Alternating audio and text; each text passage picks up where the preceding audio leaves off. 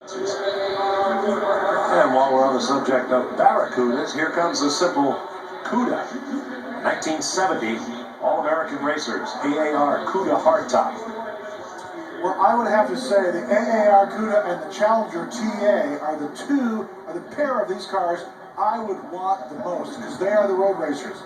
The Z28 Boss 302s. Let's take a look underneath, see what the Chevrolet chassis cam shows us.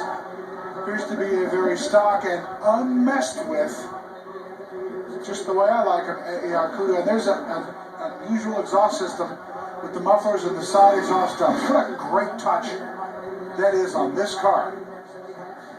Well, these cars are pretty cool. They have a fiberglass hood right from the factory. It feeds cold air into the triple poly 2 barrels. One detail here is these have a slightly lighter spring to hold the hood up. And the idea there is that the standard one for the steel hood, a little too stiff, would cause the hood to bow. Well, it bowed anyway. Once these things get hot in the sun, they tended to bend a little bit. But all that, it's a great looking car. Now you'll see the antenna for the radio is mounted on the back. The reason being that the normal location on the front fender would have picked up a lot of RFI from the ignition. The fiberglass hood doesn't shield it.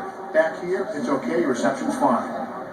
Two options you don't often see on the limited build AARs. Only a little over 3,000 of these cars were built, and all in the spring of 1970. One is the full vinyl top. The other is the automatic transmission that you could order with an AAR, and some people did. All the way to back, 55. And E-body trivia freaks will appreciate the fact that the 346 pack cars, TA and AAR, were the only E-bodies, or any Mopars really, with disc brakes up front and 11-inch drums out back. Ordinarily, the disc got you a 10-inch drum out back, but not with the Trans Am cars. 75,000, no, 70,000 now you're looking at 75. And you might wrinkle your nose at this high-winding 340, but do not. Remember, its competitors were the Boss 302, the Z28, both with 5-liter motors. So this one had to be a high-winding, small-block road racer engine as well.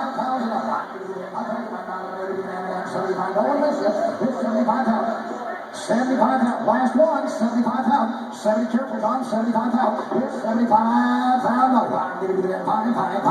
five, here we go, it's 75 pound, Notre Dame hammers up, 75 pounds, and Notre Dame, go ahead, folks, matching numbers on both the... Now, the actual engines used in the Trans Am series were built by Keith Black, and they took the Mopar 340 and de-stroked it to the SCCA's maximum of 305 cubic inches allowed in the series. You could have more in the production car, but the cars on the track were limited to 5 liters displacement.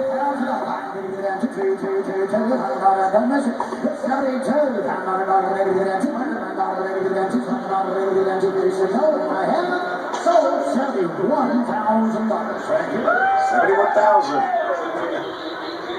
That's worth a high five or a quick smooch.